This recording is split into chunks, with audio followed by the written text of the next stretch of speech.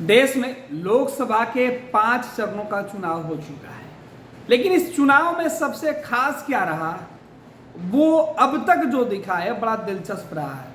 शेष बचे हुए 2 चरणों का चुनाव भी कुछ घंटों में समाप्त हो जाएंगे, लेकिन इस चुनाव में जो मुद्दे हैं वो क्या रहे पूरे देश में, वो बड़े दिलचस्प है। पूरे देश में मुद्दे 2 ही हैं, एक नरेंद्र मोदी के खिलाफ और दूसरा नरेंद्र मोदी के विरोध में।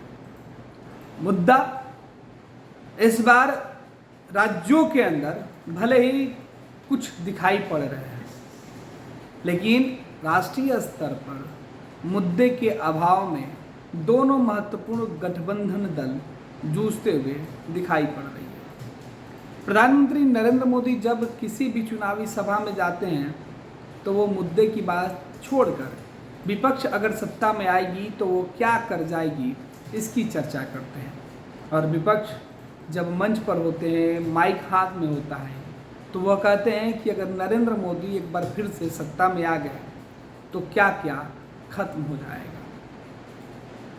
लेकिन राज्यों के चुनाव की बात करें, राज्यों में मुद्दे की बात करें, तो बिहार जैसा राजनीतिक राज्य, उत्तर प्रदेश जैसा राजनीतिक राज्य जहां पर सियासत की पाठशाला देश भर के राजनीतिक आंकड़े में उतरने वाले पहलवानों की पहली पसंद होता है, यहां से राजनीति का ककहरा देश भर के सियासत करने वाले लोग पढ़ना चाहते हैं। बिहार और उत्तर प्रदेश में बात करें तो अमूमन चुनाव जो होता है वो प्रत्याशी नहीं बल्कि उनकी जाति देखकर लड़ा और लड़ाया जाता है।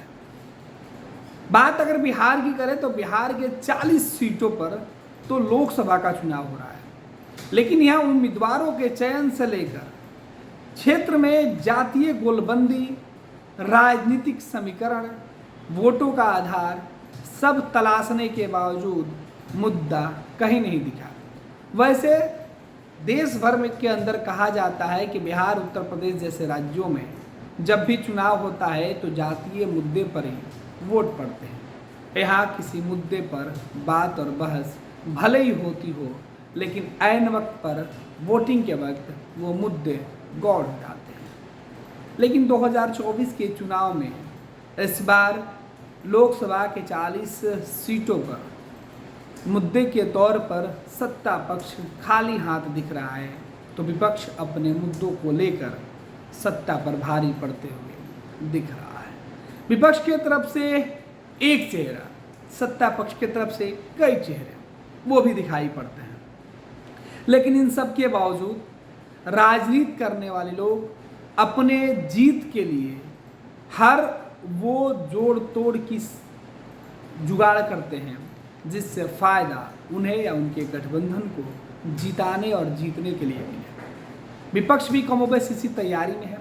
जातीय समीकरण को आधार बनाकर चुनाव लड़ने वाली पार्टियों के नेता अपने जात से इतर अब एक नई पहचान बनाने की दिशा में कदम बढ़ाते हुए दिखाई पड़ रहे हैं। तो वही सत्ता में पिछले 18 सालों से काबिज जो लोग हैं वो अपने विकास के दम और दावों को छोड़कर उसके पहले की सरकारों को कोस कर सत्ता में वापसी और चुनाव जीतने का फॉर्मूला खोज बैठे हैं।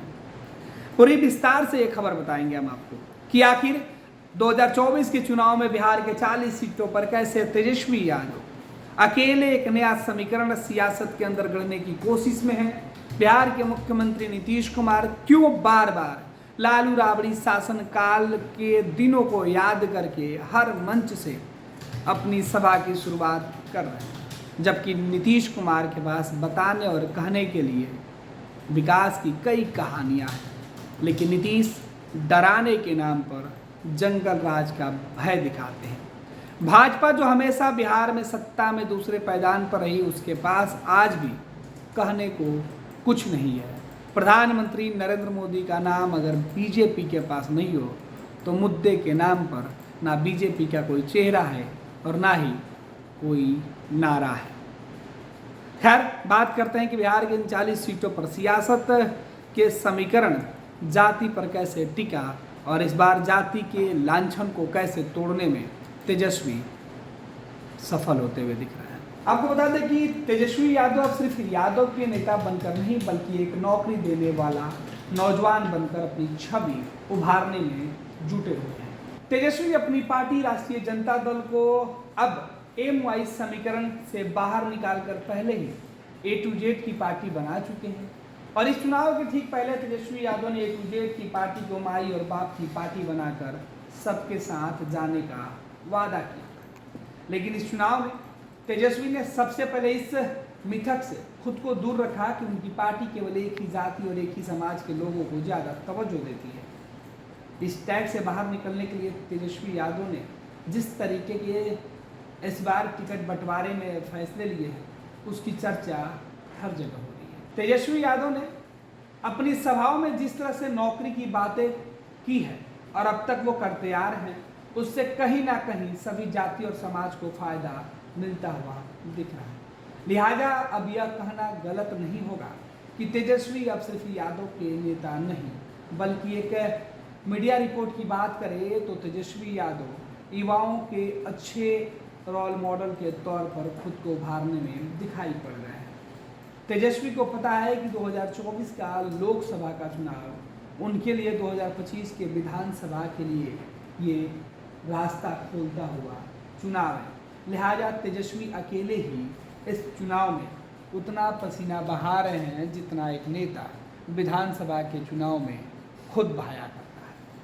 आपको बता दें कि बिहार में विपक्ष के नेता तेजस्वी यादव अकेले खुद के दम पर इंडिया गठबंधन की नैया का खेवनहार बिहार में बने हैं, जबकि तेजस्वी को कमर और रीढ़ की हड्डी में तेज दर्द की शिकायत है। तेजस्वी दर्द की दवा और इंजेक्शन लेकर चुनावी सभाओं में जाते हैं।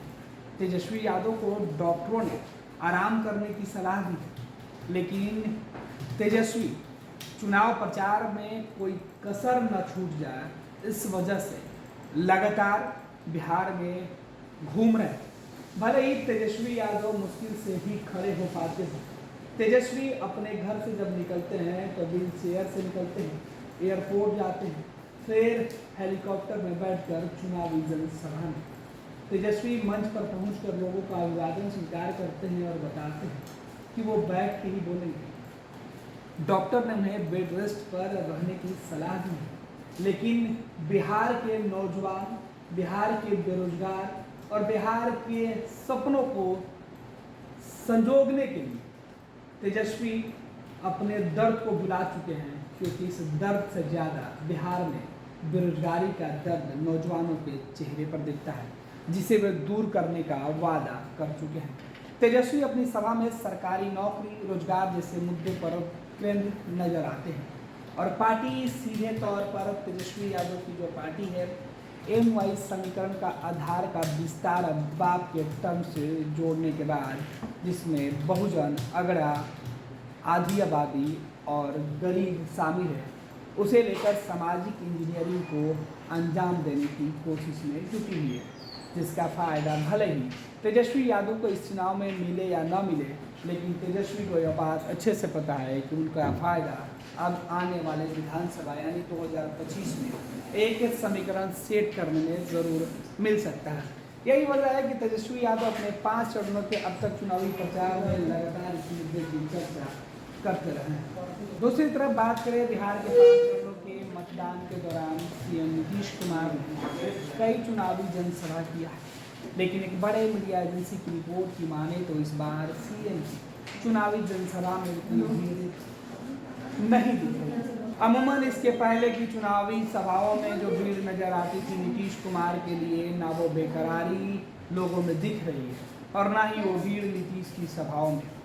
अब इसकी वजह देखें तो सबसे पहले उनका पाला बदलना और दूसरी बार सीएम की बार बार जुबान फिसलना भी माना जा रहा है। इसके साथ ही साथ हर सभा में घुमा फिराकर पुराने जंगल राज की बात को लाना और बिहार के नौजवानों को ये बतलाना कि कैसे 2005 के पहले बिहार का दौर था जिसे जंगल राज कहा जाता था। नीतीश अपनी हर सभाओं में केवल यही बात दोहरा रहे हैं, जिस वजह से नीतीश के सुनने वाले भी शायद बोर हो गए। अब बीजेपी को भी विश्वास है कि नीतीश कुमार 13-14% वोट खास तौर पर ईबीसी और दलित जो है वो नीतीश कुमार के साथ खड़े हैं और यही उनको लग रहा है कि उनको फायदा पहुंचाएगा। फिलहाल नीतीश कुमार इस चुनाव में तीसरा पक्ष बनकर रह गए। चुनाव की बात हो और आधी आबादी की बात न हो तो यह संभव नहीं है। ऐसे में इस बार के चुनाव में अब तक के जो चुनाव के आंकड़े निकलकर सामने आए हैं उसके मुताबिक पहले 4 चरणों में महिलाओं और पुरुषों के मतदान के बीच का अंतर 6% से लेकर 10% तक का रहा है। ऐसे में जानकारों का मानना है कि पिछले कुछ चुनाव में महिलाओं के बीच अधिक मतदान का एक कारण महिलाओं के बीच एनडीए की योजनाओं से सीधा लाभ मिलना बताया जा रहा है। महिला वोटरों का मानना है कि जिसका खाएंगे उसी का साथ देंगे ना। तो चुनाव में समीकरण सेट करने में नेताओं के जो नारे होते हैं वो घर घर पहुंचाने होते हैं। ऐसे में प्रधानमंत्री नरेंद्र मोदी ने अपना नारा हर गांव, हर गली, हर घर में पहुंचाने में सफलता पाई है और यही भाजपा की सबसे बड़ी पूंजी इस चुनाव में निकलकर सामने आई है। क्योंकि चुनाव में बीजेपी के पास ना कोई एजेंडा, ना कोई मुद्दा, ना कोई चेहरा, एक व्यक्ति नाम नरेंद्र मोदी जिसके ऊपर भरोसा करके बिहार के लोग, देश के लोग वोट करने की बात कर रहे हैं। वही बात करें प्रधानमंत्री नरेंद्र मोदी बिहार के चुनाव में एक बड़े फैक्टर के साथ देश में भी फैक्टर है। अब तक चुनाव में जिस तरीके से प्रधानमंत्री नरेंद्र मोदी बिहार में पहुंचकर चुनावी जनसभा को संबोधित कर रहे हैं, बिहार की राजधानी पटना में 2-2 रात रुककर प्रधानमंत्री नरेंद्र मोदी अपने नाराज लोगों को मनाने में जुटे हुए हैं। कहा जा रहा है कि प्रधानमंत्री नरेंद्र मोदी को इस बात का एहसास है कि पिछली बार 2019 के चुनाव में जिस बिहार ने 40 में से 39 सांसद उनको दिया था, वही बिहार इस बार विपक्ष के मुद्दों के साथ दिखाई पड़ रहा है। हालांकि यह बात अलग है कि विपक्ष अपने मुद्दों को सही तरीके से लोगों तक नहीं पहुंचा पाया है। विपक्ष के तौर पे तेजस्वी यादव ने अपनी बातें लोगों के घर घर जरूर पहुंचा दी है, लेकिन तेजस्वी के वादा पर भरोसा बिहार के उन तमाम ग्रामीण इलाके में करने वाले लोगों की कमी भी साफ दिखती है, जिसका फ़ायदा भाजपा को तो नहीं लेकिन नरेंद्र मोदी को मिलते हुए दिखाई पड़ रही है। क्योंकि भाजपा से जो लोग नाराज हैं वो नरेंद्र मोदी के नाम पर भले ही उन्हें माफ़ करने को तैयार दिख रहे हैं, लेकिन उन्हें कोसने से पीछे नहीं हट रहे हैं। यही वजह है कि देश भर में जहाँ एक व्यक्ति चुनाव लड़ रहा है, एक व्यक्ति के नाम पर चुनाव लड़ा जा रहा है और एक व्यक्ति की कई हुई योजनाओं की बातें की जा रही है, तो दूसरे तरफ बिहार की सियासत में नरेंद्र मोदी को सीधे तौर पर चुनौती देकर इकलौता तेजस्वी यादव ने यह बता दिया है कि बात अगर मुद्दे की होगी तो सियासत में आपको बार बार वापस लौट कर आना होगा। यही वजह है कि देश के प्रधानमंत्री नरेंद्र मोदी बिहार में जब भी चुनाव होता है वो दिन मोदी के लिए खास होता है, क्योंकि मोदी बिहार की सरजमी पर कहीं ना कहीं हाथ में माइक थामकर चुनावी जनसभा करते हुए दिखाई पड़ते हैं, जिसका फ़ायदा शायद उनके उम्मीदवारों को, उनके गठबंधन को भले इस चुनाव में मिल जाए, लेकिन विपक्ष इसे बड़ा हथियार बनाकर उनसे सवाल लगातार पूछ रहा है। अब देखना है कि 2024 के नतीजे जब सामने आते हैं तो क्या कमज़ोर कड़ी दिखाकर विपक्ष को कमज़ोर करने की जो चाल मोदी ने चला है उस चाल में किस तरीके से वो सफल होते हैं। दूसरी तरफ है प्रधानमंत्री नरेंद्र मोदी की जिन गलतियों को गिनाकर विपक्ष के तरफ से लगातार हमला किया जा रहा है, लगातार सवाल उठाए जा रहे हैं, उस सवालों का असर क्या बिहार के जनमानस पर पड़ता है। फिलहाल इस खबर में इतना ही। आपको बता दें कि यह खबर हमारे लिए लिखा है हमारे सहयोगी तेज प्रताप ने। पनोरमा ग्रुप, जो सोचता है वो करता है, आपके अपने सपनों का आशियाना। ये लो मुंह मीठा करो, आज मैंने अपना जॉब छोड़ दिया, अब हम पूर्णिया वापस जाएंगे। जॉब छोड़ दिया है? मतलब ये घर कैसे चलेगा? हम करेंगे क्या? और माँ बाबूजी क्या बोलेंगे? इसलिए मैं एक और मिठाई का डब्बा लाया। अपने बिजनेस के लिए लोन अप्रूव हो गया। अरे लोन अप्रूव हो गया वो तो ठीक है, लेकिन पूर्णिया में हम रहेंगे कहाँ? अपना घर भी तो नहीं है वहाँ। इसलिए तो एक और मिठाई का डब्बा अलग से लाया हूँ। हमने पूर्णिया में घर ले लिया है, पूर्णिया के ई होम्स पैनोरमा में। पूर्णिया में पैनोरमा ग्रुप लेकर आए हैं ई होम्स पैनोरमा। बड़ा घर, आलीशान जिंदगी और अत्याधुनिक सुविधाओं के संग। अरे अरे, अब क्यों मुंह मीठा करवा रही हो? क्योंकि हम घर वापसी जो कर रहे हैं। घर वापसी की खुशी पूर्णिया में ई होम्स पैनोरमा के संग। E homes panorama, luxurious lifestyle redefined.